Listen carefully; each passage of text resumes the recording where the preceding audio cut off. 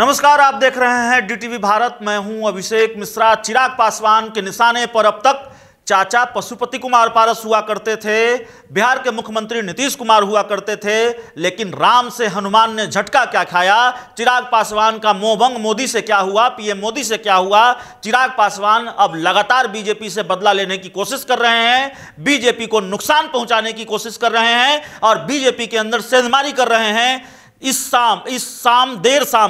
शाम एक बड़ी खबर आ गई है बिहार के सियासी गलियारों से। चिराग पासवान ने बीजेपी के अंदर सेंधमारी की है। चिराग पासवान ने बीजेपी के कई नेताओं को अपनी पार्टी में शामिल करा लिया है और चिराग के निशाने पर, या फिर चिराग पासवान ने सिर्फ बीजेपी में सेंधमारी नहीं की है, एक और दल है पप्पू यादव की भी पार्टी में सेंधमारी की है चिराग पासवान ने। पहले बीजेपी के उन नेताओं के नाम बता देता हूं जिन्होंने आज चिराग पासवान का हाथ थाम लिया है, चिराग गुट का दामन थामा है।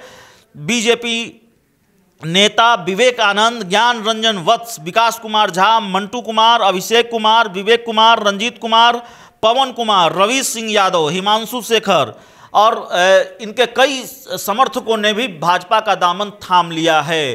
तो बीजेपी में बड़ी सेंधमारी। ये नाम बड़े नहीं हैं जो बीजेपी छोड़कर चिराग गुट का दामन जिन्होंने थामा है, लेकिन संख्या कई नेताओं की है और इनके समर्थकों की है। आप इसको बड़ी सेंधमारी कह सकते हैं। चिराग ने शुरुआत की है, बीजेपी ने भी चिराग पासवान के कुनबे में सेंधमारी की थी। एकमात्र एमएलसी नूतन सिंह को अपने पाले में लिया था, बदले में चिराग पासवान भी सेंधमारी कर रहे हैं। इससे पहले भी चिराग ने बीजेपी के कुछ नेताओं को अपने पाले में लिया है, यहाँ तक कि जेडीयू के प्रवक्ता रहे नवल शर्मा को भी अपने पाले में लिया है चिराग पासवान ने। तो जेडीयू और बीजेपी दोनों में चिराग पासवान सेंधमारी कर रहे हैं।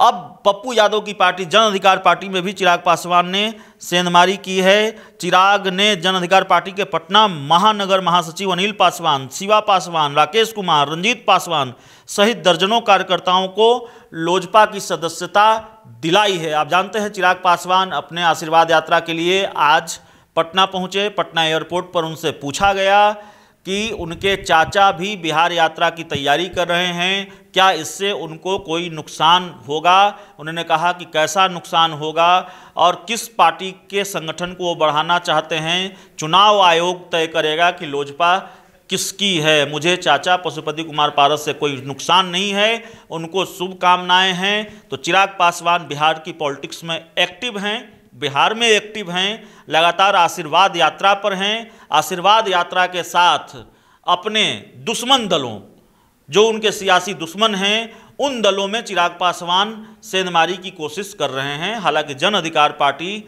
के जो सुप्रीमो हैं पप्पू यादव, उन्होंने कई बार मुलाकात भी की थी पूर्व में और पप्पू यादव ने चिराग पासवान को सीएम बनाने की बात भी कही थी, अगर मुझे ठीक से याद है। तो पप्पू यादव चिराग पासवान के राजनीतिक दुश्मन नहीं हैं, लेकिन बावजूद इसके बीजेपी और जन अधिकार पार्टी दोनों में चिराग पासवान ने सेंधमारी की है।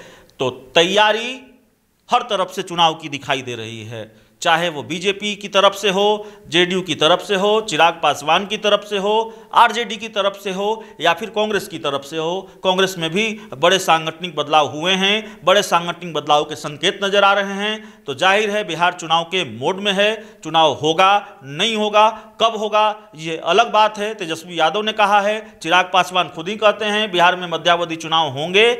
तैयारी दिखती है, चुनाव को लेकर तस्वीर साफ नहीं दिखता। तो इस पूरी खबर में इतना ही, इस पूरी रिपोर्ट में इतना ही। बहुत बहुत धन्यवाद।